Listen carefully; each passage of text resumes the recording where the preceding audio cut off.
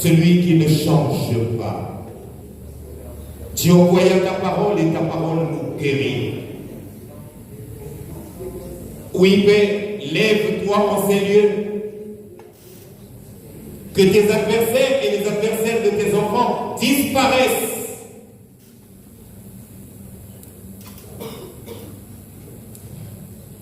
Qu'ils se précipitent dans les lieux arides sans possibilité de s'arrêter. Dieu grand et redoutable, ouvre ses assises, ô Père. Parle-nous comme l'Omnipotent parle.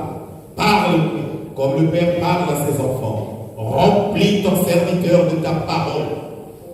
Inonde ma vie de ta parole et que ma langue libère la puissance et la grandeur de ta parole.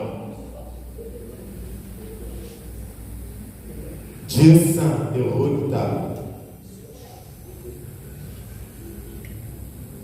Roi saint et véritable,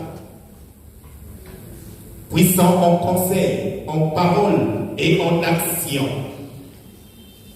dispose nos cœurs à recevoir ta parole et augmente la foi de chacun. Au nom de Jésus-Christ. Amen. Amen.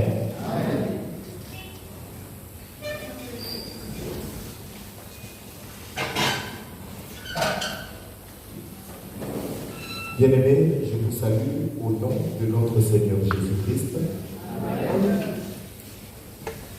Nous avons des frères et sœurs qui ne sont pas ici. Mais pendant que je suis en train de prier, il y a particulièrement une sœur. Elle est en train de beaucoup pleurer. Quand je dis pleurer, les larmes sont en train de couler. Elle est à la maison. Elle est accablée par quelque chose, par une douleur. Elle est accablée par quelque chose. Elle crie pour l'enfantement qui ne vient pas, mais elle est accablée maintenant que nous parlons. Tu n'as pas besoin de connaître son nom. Lève-toi. Lève-toi de la main. Tu vas prier pour cette semaine. Tu as écouté ce que j'ai dit. Tu vas prier pour cette semaine. Cette douleur doit s'arrêter maintenant. Et son enfantement doit être manifesté par la venue de l'enfant qu'elle attend. Mais là, elle est en train de pleurer. Au moment où nous parlons, elle pleure. Élève ta voix et que cette douleur s'arrête à l'instant de là où elle est. Je ne sais pas là où elle se trouve. Mais si Dieu nous demande de prier, c'est que nous pouvons faire quelque chose. Élève ta voix. Élève ta voix. Parle à haute voix comme si c'était toi-même. Parle à haute voix. Élève ta voix. Élève ta voix. Élève ta voix. Élève ta voix. Qui es-tu, grande montagne? Qui es-tu, grande montagne? Tu seras abaissé. Dis la parole de Dieu. Sur la croix, le Seigneur a pris nos douleurs. Sur la croix, il a pris nos infirmités. Sur la croix, le Seigneur a pleuré pour nous. À cause de nous, il a pleuré. À cause de nous, il a souffert. Afin que nous ne connaissions plus la douleur. Afin que nous ne connaissions plus les persécutions. Seigneur, cet enfant est ta fille. Tu l'as montré, Seigneur. Tu as parlé d'elle. Tu as montré, tu as parlé d'elle. Seigneur, que cette douleur quitte son corps maintenant. Au nom de Jésus. Père éternel, ta main n'est pas si courte pour agir. Étends ta main, étends ta main, étends ta main, étends ta main, et qu'elle sente cette douleur quitter comme un être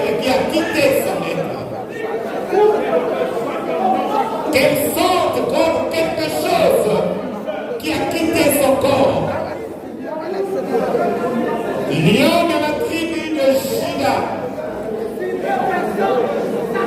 Je t'invoque Jésus-Christ. Je t'invoque Jésus-Christ. En ce haut lieu, je t'invoque Jésus-Christ. Lève-toi dans la vie de ta servante maintenant. Et ordonne l'Éternel des armées. Oh Jésus, ordonne à cet agent du diable de quitter la vie de cette fille au nom de Jésus. Au nom de Jésus. Père de gloire, Père éternel. Père de gloire, Père éternel. Père de gloire, Père éternel. Père de gloire, Père éternel. Père de gloire, Père éternel. Père de gloire, Père éternel. Père de gloire, Père éternel. Cette douleur doit se taire maintenant. Au nom de Jésus. Au nom de Jésus. Car Christ a vaincu sur la croix. Christ a vaincu cette domination sur la croix. Christ a vaincu cette étreinte sur la croix. Esprit méchant manifesté sous forme de crabe. Je te déclare vaincu dans ce corps. Sors de ce corps. Sors de ce corps. Sors de ce corps. Et va-t'en dans les Nazarines.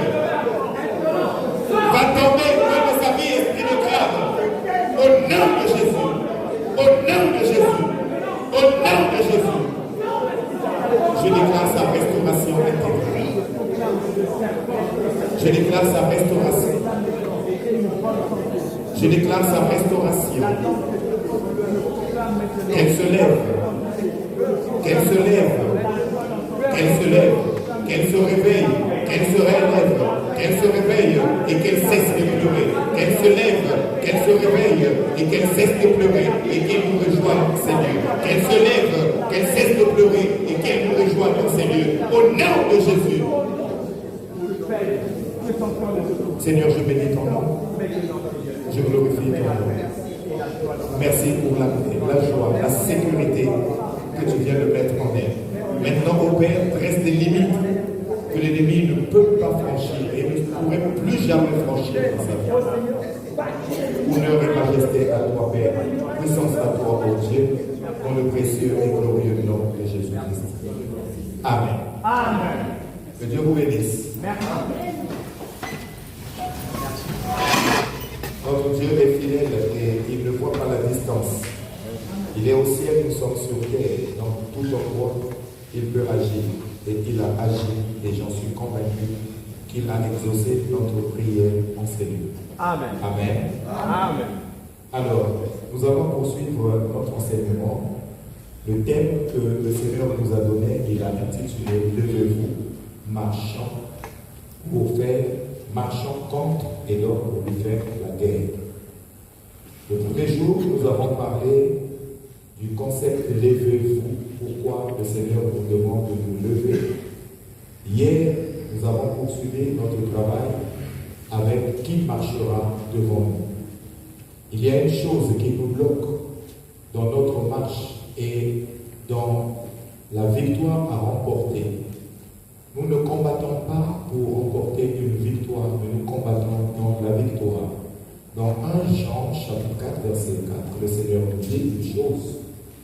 Il dit, petits enfants, vous les avez vaincus. Amen.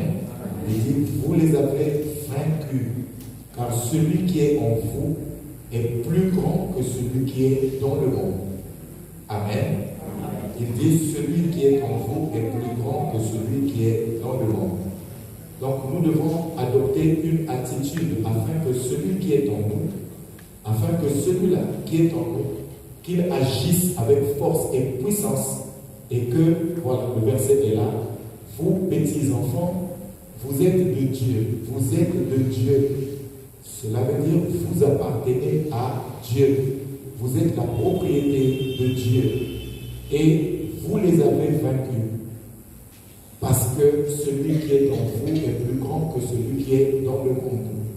Celui qui nous persécute, ceux qui nous persécutent, ils sont faibles. Ils ont été vaincus par notre Seigneur Jésus-Christ sur la croix. Lorsque nous combattons, nous ne combattons pas pour la victoire. La victoire est acquise, mais nous combattons pour manifester la victoire. Et si nous ne combattons pas, nous ne scruterons jamais le bonheur d'être victorieux et le bonheur de vaincre nos adversaires. Et pour que le Seigneur marche devant nous, il y a une attitude. Hier, il nous a été enseigné par Jérémie que la route est tracée. Le chemin délicieux est tout tracé, mais nous refusons nous-mêmes, de suivre ce chemin-là par la rébellion qui est la manifestation du péché. Parce que nous sommes rebelles, réfractaires à la parole de Dieu. Parce que nous demeurons dans notre posture initiale. Parce que nous sommes confortables tels que nous sommes. Parce que le découragement nous gagne. Parce qu'il y a des inquiétudes. Le Seigneur nous a dit qui, par ses inquiétudes, peut ajouter une coudée à sa vie. Personne, par ses inquiétudes, peut prolonger sa vie. Personne, par ses inquiétudes, peut recevoir le bonheur. Il faut se lever. Il faut dire au Seigneur, Seigneur, je me repens, je change de position, je viens à toi. Maintenant, montre-moi la voie, guide-moi, donne-moi la capacité de demeurer debout, la capacité de marcher avec toi dans la sanctification, dans la consécration et dans la vérité de ta parole. Amen. Et aujourd'hui, le Seigneur nous dit une troisième chose. Édom doit tomber. Amen. Édom doit tomber. Dis avec moi, Édom doit tomber. Édom doit tomber. On dit le bien, Édom doit tomber. Édom doit tomber. Bien aimé, ce n'est pas un slogan. Ce n'est pas un slogan. Mais c'est la vérité que Édom doit tomber. Pourquoi doit-il tomber? Regardez ce que le Seigneur nous dit dans Abdias, chapitre 1, verset 10. Abdias, chapitre 1, verset 10. Édom doit tomber. Oui, il doit tomber. Abdias, chapitre 1, verset 10. Que nous dit la parole de Dieu? À cause de ta violence, contre ton frère Jacob, tu seras couvert de honte et tu seras exterminé pour toujours. Le Seigneur parle à qui? Il parle aux Édomites. Il parle à Édom. Il lui dit, à cause de ta violence contre ton frère Jacob, parce que tu as usé de violence, parce que tu n'as pas manifesté d'amour, parce que tu n'as pas manifesté de compassion envers ton frère, il dit, tu seras couvert de honte et tu seras exterminé pour toujours. Exterminé, tu disparaîtras pour toujours. Édom, c'est qui? Édom, c'est qui? Édom, c'est qui? Édom, c'est qui, bien-aimé dans le Seigneur? On va chercher dans la Bible qui est Édom. On va chercher qui est Édom. Mais sache une chose, quand Dieu dit à cause de ta violence, il s'adresse à celui qui te persécute. Il s'adresse à l'empêcheur de bénédiction. Amen. Amen. Avant de poursuivre, je veux que tu te lèves pour recevoir cette parole. Amen. Ainsi dit l'Éternel. Il dit, à cause de ta violence contre ton frère, à cause de ta violence contre ton frère Jacob, tu seras couvert de honte et tu seras exterminé pour toujours. Sanga mambo ya yimbina ngebe kwiza kusala na mpaki ya ngeya kodi mambo ya yimbina ngeke kufwa soni na madina ya kufwa soni muke niengisa nge muke zibisa nge ya mbala bosi ngeke tarana diakave. Que Dieu bénisse sa parole. Mon frère, ma sœur, qui est Édom? Édom, le premier jour, j'avais expliqué, mais pas en détail. Édom. Édom veut dire roux. Névé, roux, yatin, roux. Amen. Pourquoi roux? Édom, normalement c'est Ésaü, le frère de Jacob. Amen. Amen. Édom, c'est la descendance de Ésaü. La descendance, ceux qui sont sortis de ses entrailles, de ses petits-fils. Donc toute cette génération-là que nous allons voir, regardez, on va prendre Genèse chapitre 36, verset 9. Genèse chapitre 36, verset 9. Puis nous prendrons 12, ensuite 19 et 43 pour comprendre qui est Édom. Genèse chapitre 36, verset 9. Puis nous prendrons 12. 36, verset 9. Voici la postérité d'Ésaü. Père de qui? Père d'Édom. Père de qui? Père d'Édom dans la montagne de Seir.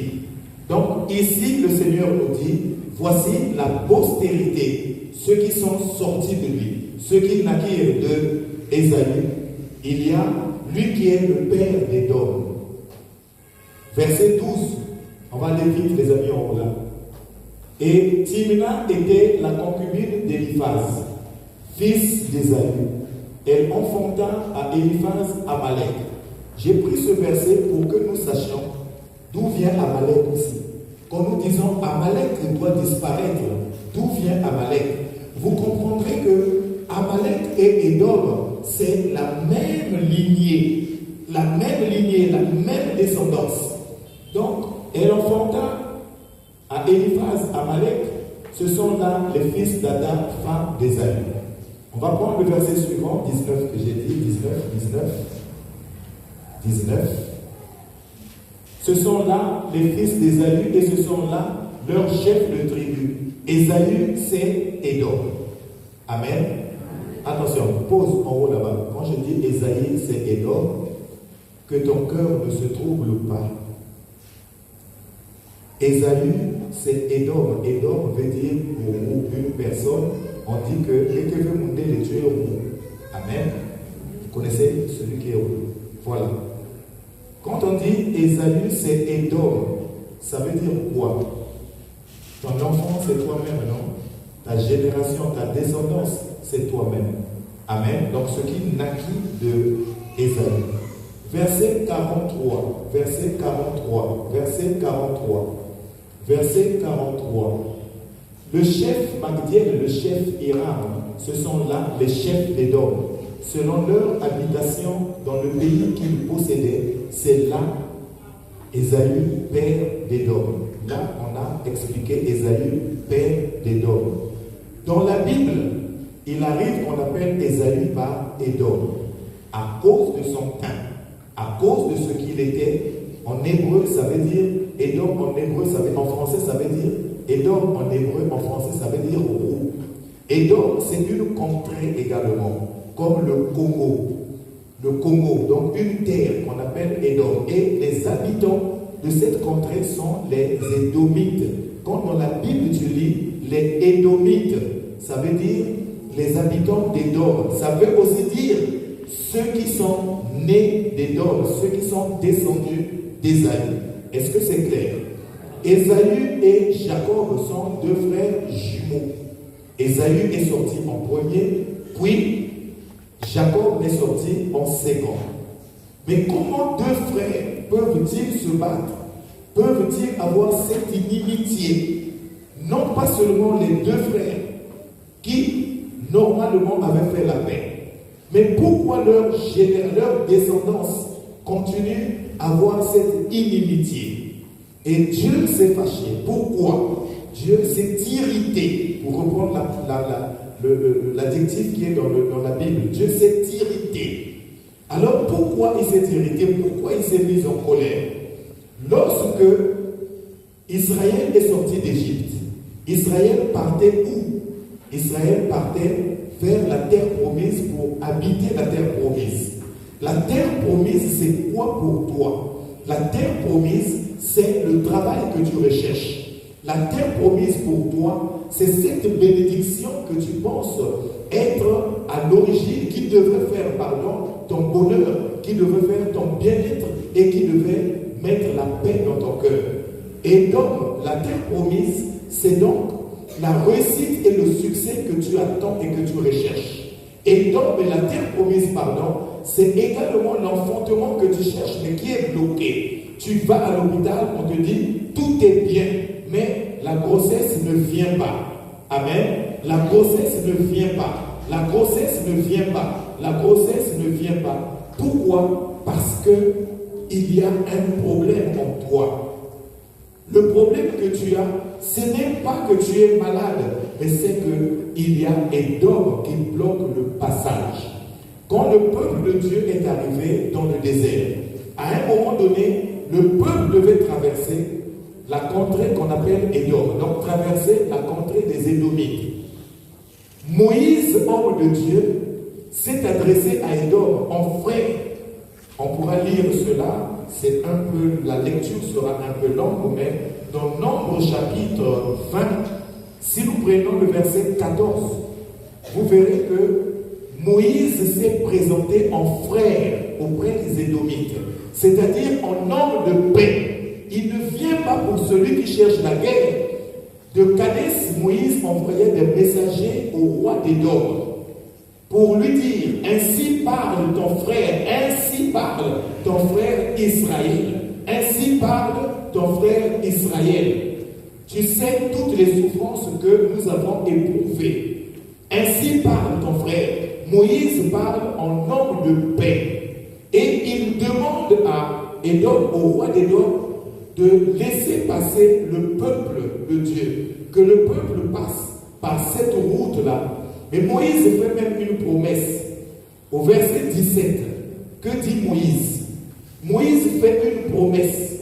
Il dit, laisse-nous passer par ton pays, nous ne traverserons ni les champs ni les vignes, et nous ne boirons pas l'eau des puits, nous suivrons la route royale, sans nous détourner à droite ou à gauche, jusqu'à ce que nous ayons franchi ton territoire. Nous allons prendre notre terre, pas ta terre à toi, pas ton royaume, pas le lieu où tu te trouves, mais moi je vais sur ma terre que Dieu a donnée à nos pères que tu connais, toi et l'homme, que Dieu a donné à Abraham, que toi tu connais, à Isaac, qui est le père de votre père et de notre père. Donc en homme de paix, il se présente en frère et il dit, laisse-nous passer, nous ne ferons rien de mal. Au verset 21, que dit Édom? Édom dit non, ils ne passeront pas, frère ou pas frère, personne ne traversera. Alors, ainsi Édom refusa de donner passage à Israël par son territoire et Israël se détourna de lui. Qu'est-ce que Édom a fait? Édom dit à Israël, tu ne passes pas. Par la suite des versets, vous verrez que Édom a même pris une armée et a placé une armée pour empêcher Israël de passer. Et demande donc à Israël de repartir à Kadès, donc dans le désert.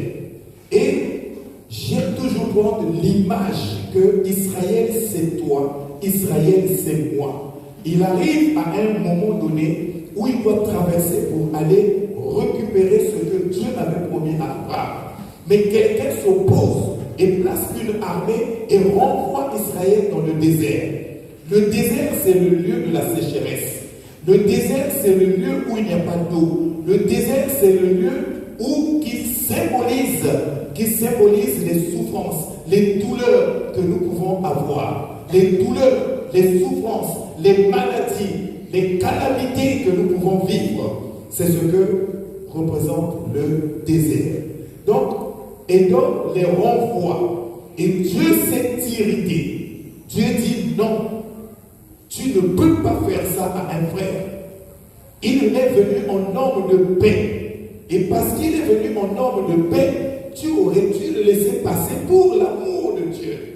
Tu ne peux pas le garder à un endroit où il fait chaud. Amen. Tu ne peux pas le garder à un endroit où il il n'y a pas d'herbe, où il n'y a rien à manger, ça veut dire que tu t'es opposé à moi, l'Éternel des armées, qui a tracé la route. J'ai tracé cette route et j'ai dit passez, passez. Vous verrez que Dieu avait même dit à Israël, ne leur faites pas la guerre. Repartez, ne faites pas la guerre, parce que leur péché n'est pas encore mûr. Ne faites pas la guerre. Détournez-vous tel qu'ils veulent, repartez dans le désert.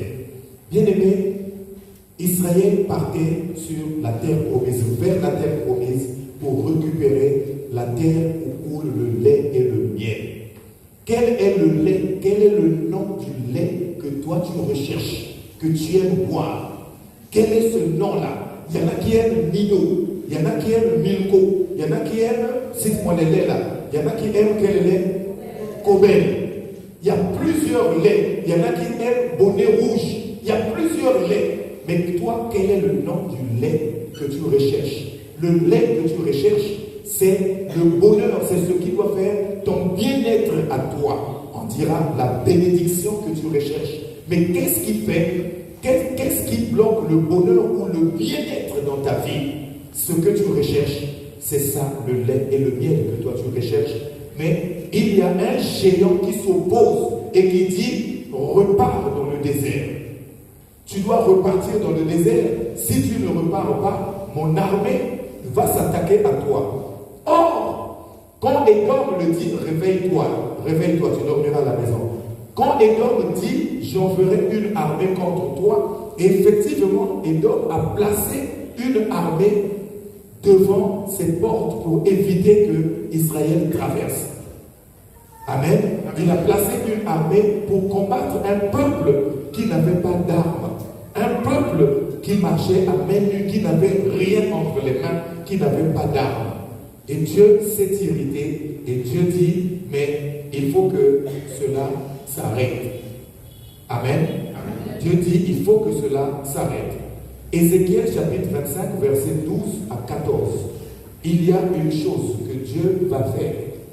Ézéchiel chapitre 25, verset 12 à 14. Suis attentivement. Suis attentivement. Dieu dit une chose merveilleuse. Il dit par la bouche de son serviteur Ézéchiel, ainsi parle le Seigneur l'Éternel. Dis avec moi, parle Seigneur. Ainsi parle le Seigneur l'Éternel. Dis avec moi, parle Seigneur. Le Seigneur dit, parce qu'Édom s'est livré à la vengeance.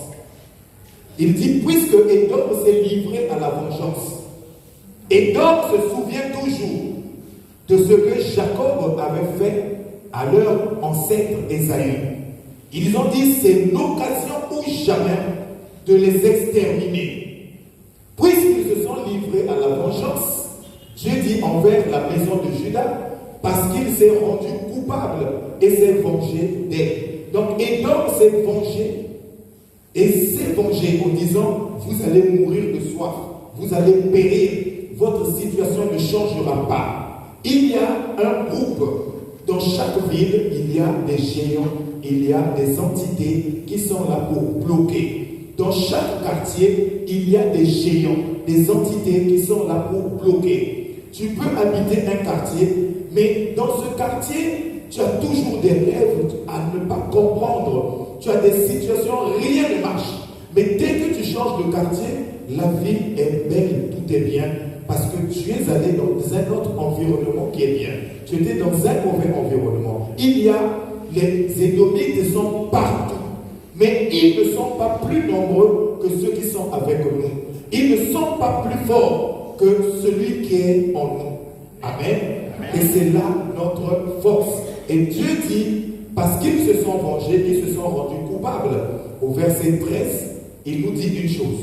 Au verset 13, il dit, ainsi parle le Seigneur l'Éternel.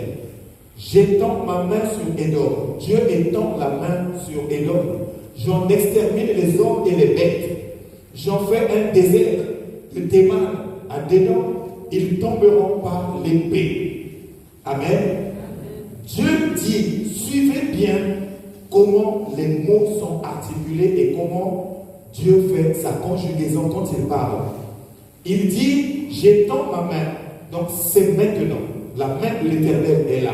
Il dit, j'étends ma main sur Édom, j'en extermine les hommes et les bêtes. Donc les hommes et les bêtes sont exterminés. Ceux qui en veulent à ta vie, ceux qui méditent ta perte et ta chute, ceux qui mettent des barrages, ceux qui mettent des entraves dans ta vie, ceux qui souffrent le malheur, ils sont déjà exterminés par l'Éternel des armées. Amen. Ils ont l'illusion de vivre. Ils pensent qu'ils vivent, mais ils ne vivent plus parce qu'ils sont déjà exterminés. Amen. Ils sont déjà exterminés par l'Éternel des armées.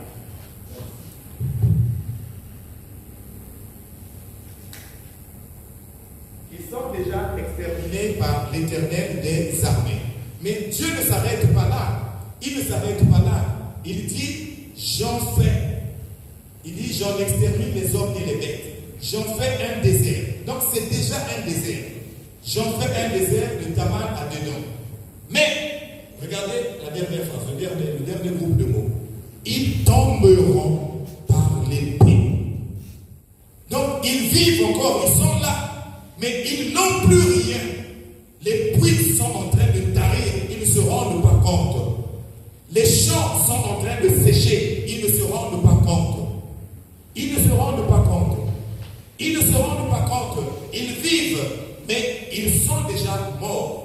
Mais le Seigneur dit, ils tomberont. Ça veut dire qu'ils sont quand même debout. Ils ont l'illusion d'être debout. Mais pourquoi le Seigneur dit qu'ils tomberont par l'épée? Et pourquoi il ne dit pas qu'ils sont tombés? Le dernier verset, c'est là. Dis avec moi, c'est là. C'est là. Voilà, dis encore, c'est là. C'est là. J'exercerai ma vengeance sur Édom, dit l'Éternel. Il dit qu'il exercera sa vengeance sur Édom. Mais comment exercera-t-il cette vengeance? Par la main de mon peuple d'Israël. Ta délivrance, c'est toi la source de ta délivrance. Ce n'est pas une autre personne, c'est d'abord toi-même. Les cris que tu pousses, c'est à toi-même de faire taire d'abord ces cris. Les pleurs, les larmes qui coulent de tes yeux, c'est à toi de faire sécher ces larmes. Et donc, c'est toi qui dois commencer à attaquer. Dieu les a déjà exterminés et il te donne l'épée dans ta main. Et c'est à toi de le faire tomber par l'épée qui est dans ta main. Par la main de mon peuple Israël, il traitera. Israël traitera Édom selon ma colère et ma fureur. Bien-aimé, Israël traitera Édom selon ma colère et ma fureur. Si je vous donne tous les versets où on parle de la colère de Dieu, quand Dieu est en colère, la mer sèche. Amen. Amen. Ça veut dire quoi? La mer arrête d'exister parce que Dieu est en colère contre la mer. Les poissons qui sont dans la mer meurent de faim parce qu'il n'y a pas d'eau, meurent de soif et de faim. Le soleil va très loin, il s'enfuit, il disparaît. La lune ne se fait même plus voir. Les étoiles ne scintillent plus, dit la parole de Dieu. La colère de Dieu. Et quand il dit que Israël traitera Édom selon ma colère et la fureur qui est en moi, vous voyez un peu le désastre que Édom doit subir. Quelle est la situation? Quels sont ces Édomites qui ont envahi ta vie? Ils doivent subir la colère de Dieu. Ainsi, lorsque tu pries, lorsque la douleur est prête d'en être, il faut lui dire, tu es Édom, je connais ton nom. Et c'est par la colère de Dieu que tu dois quitter ma vie en allant dans les lieux arides, sois séché et ne reviens plus jamais. Si la colère de Dieu frappe l'entité qui t'attaque, cet ennemi n'aura même pas le temps d'aller dans les lieux arides. Cet ennemi va être séché et va disparaître. Parce que c'est ainsi que l'Éternel dit. Et il dit, et ils, les Édomites, reconnaîtront ma vengeance, dit le Seigneur l'Éternel. Amen. Amen. Bien-aimé, il y a une chose que tu dois savoir. Édom doit tomber et il est déjà tombé. Amen. Amen. Il est déjà tombé. Lorsque tu as une douleur, lorsque tu as une situation, lorsque tu ne sais pas qualifier ce qui te fait mal, est-ce que c'est quel animal, c'est quelle chose qui te fait, qui t'agace? Qu'est-ce qui bloque, bien-aimé, ta fécondité? Appelle-le par Édom. Appelle tous les signes qu'il donne par les Édomites.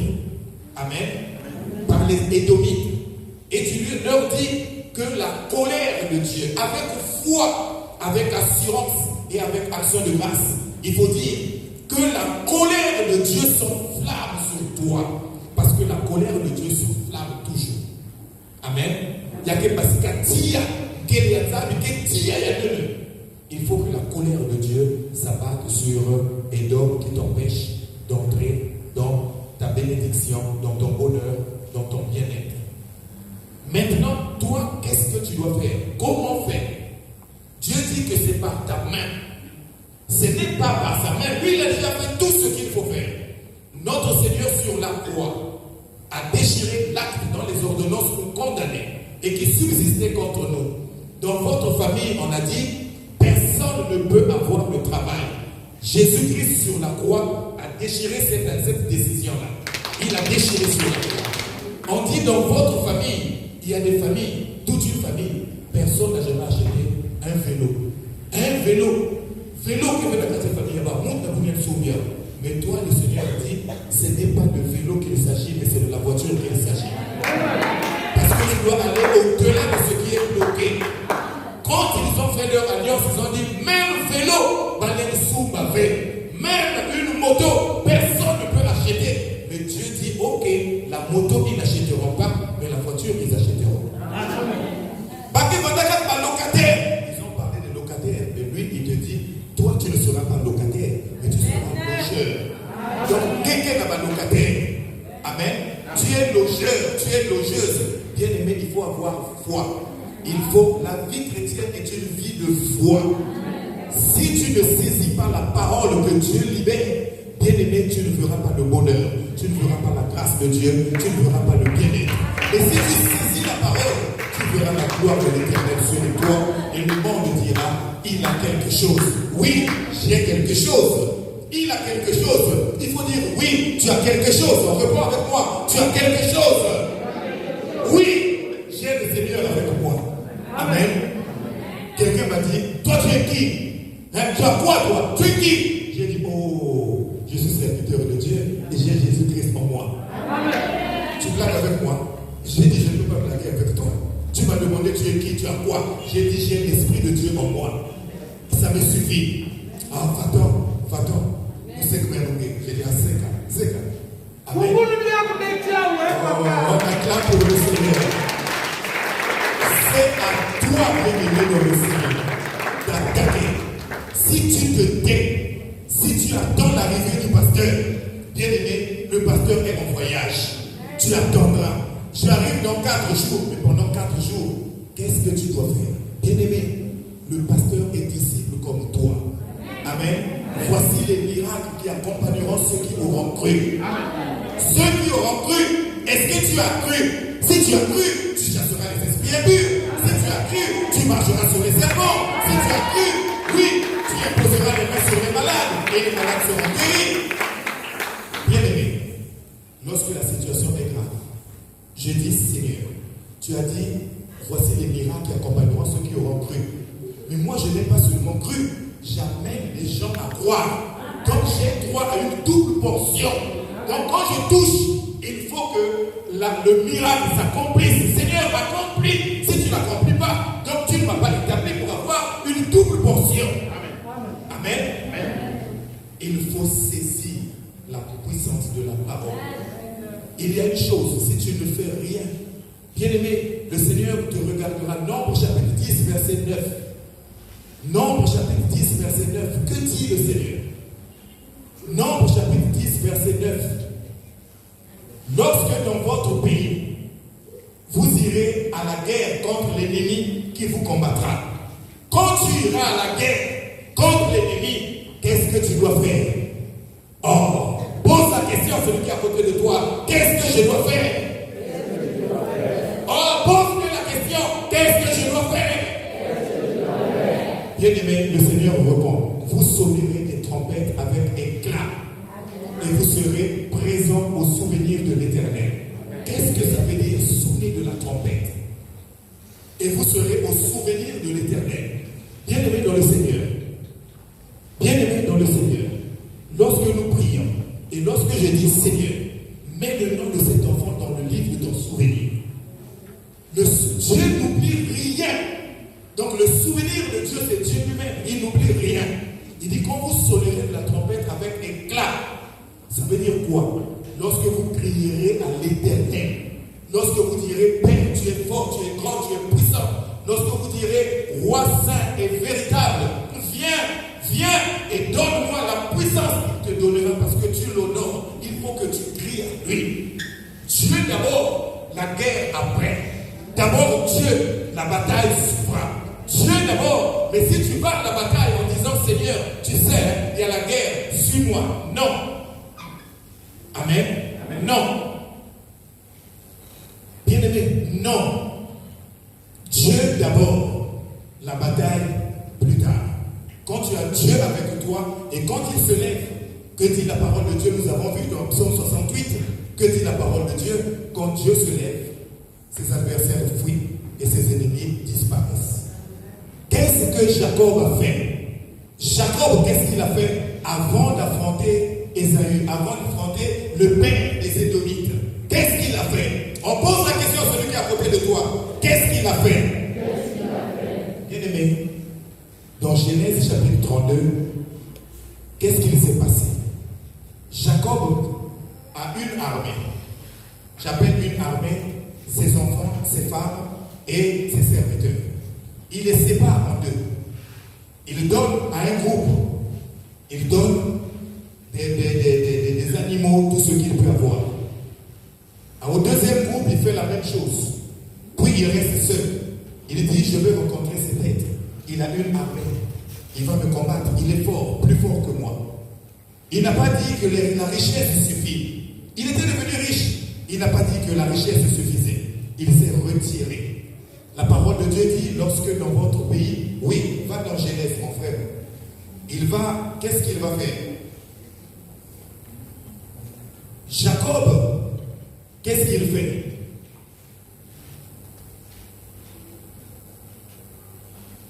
Je ne t'ai pas donné ce verset. Genèse chapitre 32. Genèse chapitre 32, prends les versets 10 à 13. Oui. Voici ce qu'il fait pour attaquer Édom. Avant d'attaquer Édom, il s'adresse d'abord à Dieu. Il dit, je suis trop petit pour toutes les grâces et pour toute la fidélité dont tu as usé envers ton serviteur. Qu'est-ce que cela veut dire? Est-ce qu'il a demandé quelque chose? Non. Est-ce qu'il s'est plaint? Non. Il loue le Seigneur. La louange est une force. Amen. La louange. Il dit ce que Dieu a fait. Il dit, je suis trop petit pour tout cela. Trop petit pour tout ce que tu as fait. Il dit, car j'ai passé ce Jourdain avec mon bâton et maintenant je forme deux camps. Quand je passais ici, j'étais seul. Mais au retour, j'ai une armée.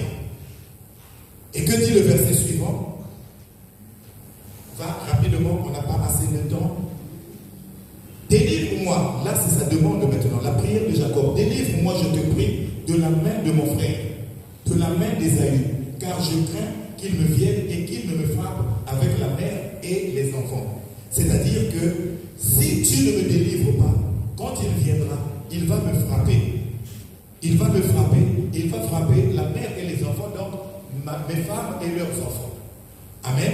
Donc je serai exterminé et je n'existerai plus, je n'aurai plus de descendance.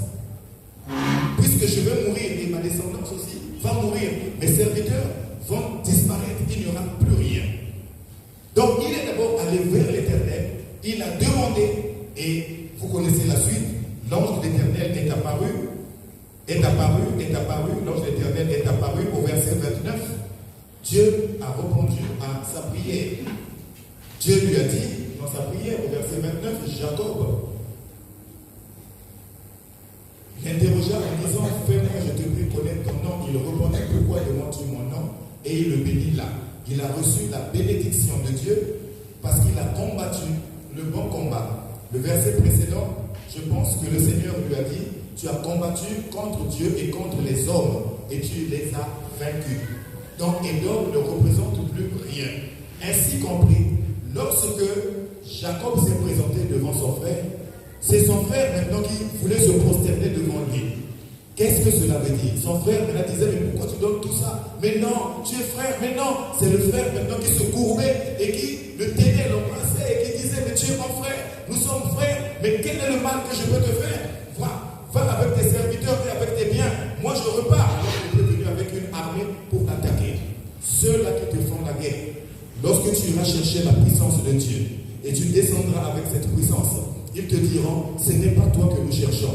Nous sommes à la recherche de Michel. Mais Michel, c'est moi. Non, ce n'est pas toi, Michel. C'est moi, Michel. Non, mais regarde bien. La cicatrice que j'ai ici, là, c'est moi. Non, c'est pas toi. C'est pas toi. C'est là où, quand vous vous réveillez le matin, on dit, un tel qui n'a pas fait ça, un tel qui n'a pas fait ça, un tel qui n'a pas fait ça, à quel moment, Amen. Donc, ta victoire, c'est d'abord, et donc pour être frappé, il faut que tu ailles chercher la victoire auprès de Dieu. D'abord, allez. Dieu dit, je les ai déjà frappés. Ils sont déjà morts, mais ils vont périr par l'épée de la main d'Israël. Donc, de ta main à toi. Oh, regarde ta main, regarde ta main. Oh, regarde ta main, regarde ta main. Regarde ta main, regarde ta main. Regarde ta main, regarde ta main. Ta main là, c'est une épée qui est là. Ta main là. Il y a l'épée invisible qui est là. Amen. Il y a l'épée invisible qui est là. Mais tu as une épée plus forte encore que l'épée qui est dans ta main. L'épée de l'esprit. La parole de Dieu que Dieu nous a donnée. Il a envoyé sa parole. Et la parole de Dieu. C'est une arme. Épée de l'esprit. La parole de Dieu. La parole de Dieu. Tu diras, Seigneur, tu m'as dit qu'Édom est vaincu. Et voici, Édom se manifeste encore. Édom est encore là devant moi. Mais aujourd'hui, c'est la fin. C'est la fin, Seigneur. C'est la fin, Seigneur. C'est la fin, Seigneur. C'est la fin, Seigneur. Donne-moi l'épée de l'esprit, qui est la parole. Alors, c'est au moyen de la parole. Tu ne vas pas chasser un démon en prenant les chicotes. Esprit méchant, au nom de Jésus que je sais, sors. Amen. Amen. Tu n'as même pas crié, sors, la voix est partie. Amen. Parce que tu as trop crié. La puissance est en toi. L'épée de l'esprit est en toi. Amen. Amen. La parole dit quoi? Dieu fortifie mes mains. Il prépare mes mains au combat. Mais lorsque tu combats Édom, il y a une chose que j'allais oublier. Lorsque tu as vaincu Édom, Édom est tombé. Il y a une chose qu'il faut faire. Oh, on n'a pas posé de question. On ne répond pas. Quelle chose? Il faut placer les garnisons. Vous connaissez les garnisons? Qui connaît là où se trouve n'importe quelle garnison? Garnison militaire. Amen. Il faut placer des garnisons. Que veut dire placer des garnisons? Il faut suivre ce que nos aînés dans la foi ont fait. Qu'est-ce que David a fait? À son tour, quand David était devenu roi, Édom s'est encore levé. Édom dit, je vais frapper David et je vais frapper Juda. Je frappe tout. David dit, ok, c'est ce que nous allons voir. David est allé consulter l'Éternel. L'Éternel lui dit, va, je livre Édom entre tes mains. Et lorsque David est parti, David ce jour-là, il a exterminé, sauf erreur de ma part, 38 000, mais je peux vérifier, il a exterminé 38 000 Édomites le même jour. Ils sont tombés sous l'épée de David. Je vérifie le nombre, le chiffre.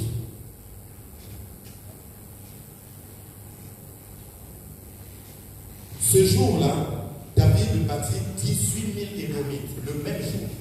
Et vous trouverez dans 2 Samuel chapitre 8 verset 13 à 14. 2 Samuel chapitre 8 verset 13 à 14.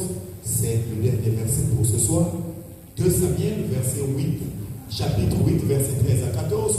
Au retour de sa victoire sur les Syriens, David se fit encore un nom en battant dans la vallée du ciel 18 000 Édomites. Il a battu 18 000 Édomites. Ça ne s'arrête pas là. Verset 14. Et il mit des garnisons. Il mit des garnisons dans Édom. Il mit des garnisons dans tout Édom. Il mit des garnisons. Regarde la précision de Dieu. il mit des garnisons dans Édom. Il mit des garnisons dans tout Édom. Et tout Édom fut assujetti à David. Et l'Éternel protégeait David partout où il allait. L'Éternel te protégera partout où tu iras. Les garnisons. Il faut mettre les garnisons. Il faut mettre les garnisons. Que signifie mettre les garnisons? Les garnisons, ce sont des foyers des militaires qui sont en poste et qui sont déjà rangés en ordre de bataille. Mais comment tu vas mettre des garnisons en toi? Celui-là qui venait attaquer la fécondité, comment mettre des garnisons? Le premier moyen que tu as, c'est le sang de Jésus. Amen. Puisque tu dois mettre les garnisons partout, je me couvre avec le sang de Jésus, qui est le sang de la victoire, le sang de l'aspersion, le sang de la nouvelle alliance, le sang qui parle mieux que le sang d'Abel. Car il est écrit qu'ils l'ont vaincu. L'ennemi a été vaincu à cause du sang de l'agneau et à cause de la parole de leur témoignage. Amen. La parole de leur témoignage. Il faut que tu mettes des garnisons. Tous les jours, quand tu dors, il faut dire, Seigneur, viens-moi au secours. Protège mon être, sois ma sécurité. Ce sont des garnisons que tu places. Quand tu te couvres avec le sang de Jésus, tu vas me dire, pasteur, comment on se couvre avec le sang de Jésus? C'est une question de foi. On le fera à partir de demain. C'est une question de foi. Quand je dis, Seigneur, oui, maintenant je vais dormir. Couvre-moi, ô Père, par le sang de ton Fils Jésus. Je réalise que le sang qui a coulé, tu vois, je ne crie plus. Parce que je veux ressentir ce sang-là sur moi. Le sang qui a coulé quand le Seigneur était crucifié, ça coule sur toi. Aucun adversaire, aucun géant n'est capable de toucher à ce sang. Il fuira parce qu'il sait que ce sang-là, c'est le sang de la victoire. Quand la première goutte est tombée et quand le Seigneur a dit tout est accompli, la terre a tremblé. La terre a dit, je ne bois pas de ce sang-là. Je ne bois pas, je ne bois pas. La terre a tremblé. La terre a tremblé. Ceux qui étaient morts, le jour que le Seigneur était crucifié, ceux qui étaient dans les tombeaux furent ressuscités. Qu'est-ce que cela veut dire? Le Seigneur meurt, ceux qui sont morts ressuscitent. Amen. Amen. Ça veut dire que l'œuvre de la croix, c'est ta bénédiction à toi. Que Dieu bénisse sa parole.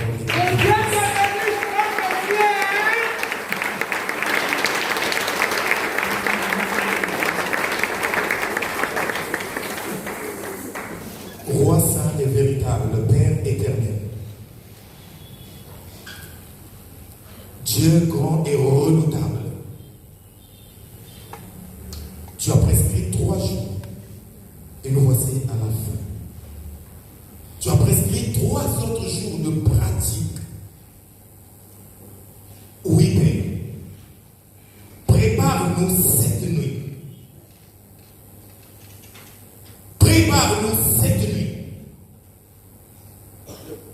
à la grande bataille. À la grande bataille. À la grande bataille. À la grande bataille. À la grande bataille. À la grande bataille. Mais c'est toi, Père, qui livre au carnage Édom et tous les Édomites. Que la parole de vérité qui a été prêchée en ces lieux soit dans le cœur de chacun de nous, ô Père. Oui, qu'Édom tremble déjà, Père éternel. Que ses membres éternels, oui, se ramollissent maintenant au Père. Que ses yeux, ô Père éternel, soient obstrués au Dieu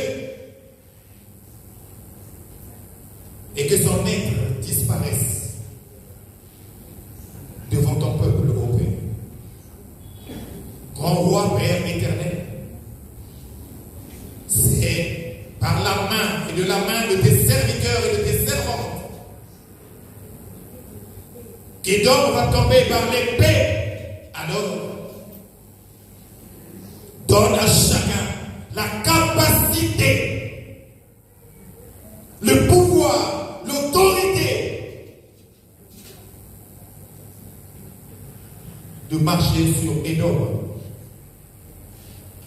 Que tous les Édomites rangés en ordre de bataille contre ton peuple soient châtiés par la colère de l'Éternel, par les flammes de feu de la colère de l'Éternel, et que ton peuple soit libéré maintenant. Seigneur Dieu, redoutable en conseil, puissant en parole et en action, vainqueur à tous égards, glorifie ton nom, glorifie ton nom, remplis ce peuple merveilleux, ô Dieu, de ton Esprit Saint, car le combat, il n'est pas charnel, le combat est spirituel. Remplis ce peuple, remplis chacun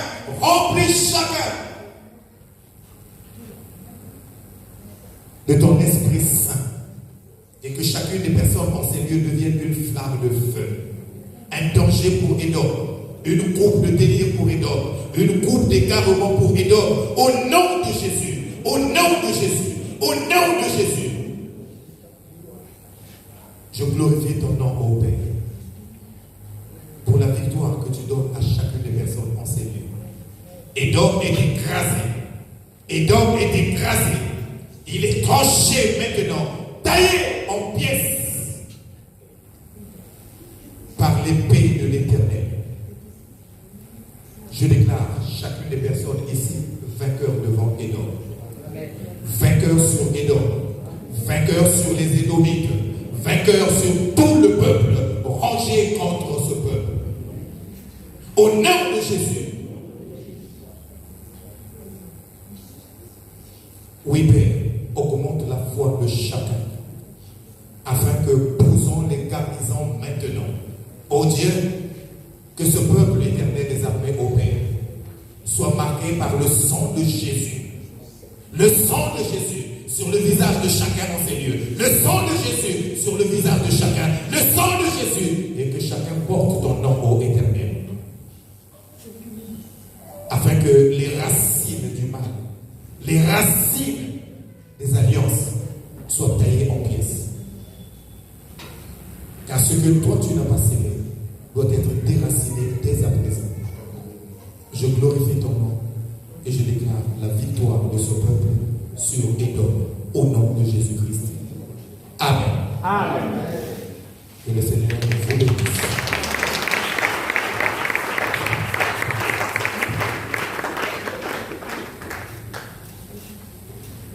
Notre Dieu est fidèle. Tu peux élever la voix pour rendre grâce. Dis-lui merci. Il a fait au-delà. Il a fait. Il a fait. Il a fait. Il a fait. Il a fait. Il a fait. Il a fait. Il a fait. Il a fait. Il a fait. Il a fait. Il a fait. Il a fait.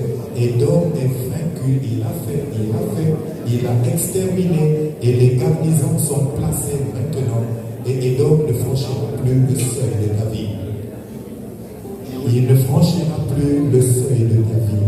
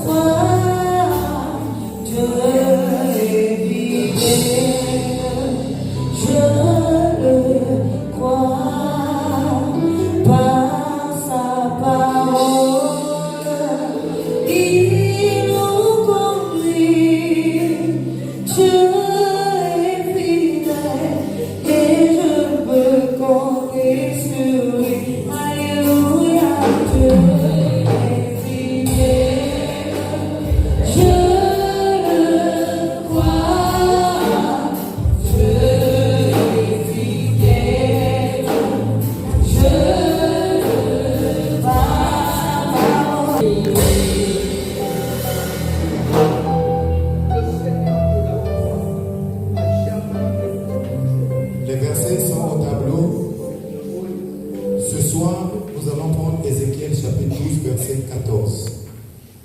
Garde les versets au tableau, garde comme ça ceux qui peuvent noter pour noter. N'efface pas. Ézéchiel chapitre 14, chapitre 25, verset 14. C'est le verset de ce soir. 12 à 14. J'ai dit 14 pour le soir, pas sur le verset. Pour ce soir, Ézéchiel chapitre 25, verset 14. Vengeance sur Édom par la main de mon peuple Israël. Il traitera Édom selon ma colère et ma fureur. Et ils reconnaîtront ma vengeance, dit le Seigneur l'Éternel. 3 choses. Dieu dit, j'exercerai ma vengeance sur Édom par la main de mon peuple Israël. Tu vas lire la parole et tu diras, Seigneur Dieu, exerce mes mains au combat, fortifie-moi, donne-moi la force, la capacité, remplis-moi de ton Esprit Saint, afin que je sois capable de combattre et de sortir victorieux. 2, tu diras 2, le 2 là c'est toi qui ajoutes. Amen. J'exercerai ma vengeance sur Édom par la main de mon peuple d'Israël. Seigneur Dieu, je bénis ton nom. Toujours bénir Dieu. Je te loue de ce que tu te souviens toujours de moi et tu ne m'abandonnes jamais. Ce soir, ô Père, remplis-moi de ton Esprit Saint. Remplis-moi tout au long de cette semaine de ton Esprit Saint. Donne-moi la force de l'Esprit afin que je sois capable de chasser l'esprit de célibat. Afin que je sois capable de chasser les blocages, les maris de nuit, les femmes de nuit. Afin que je sois capable de chasser. Amen.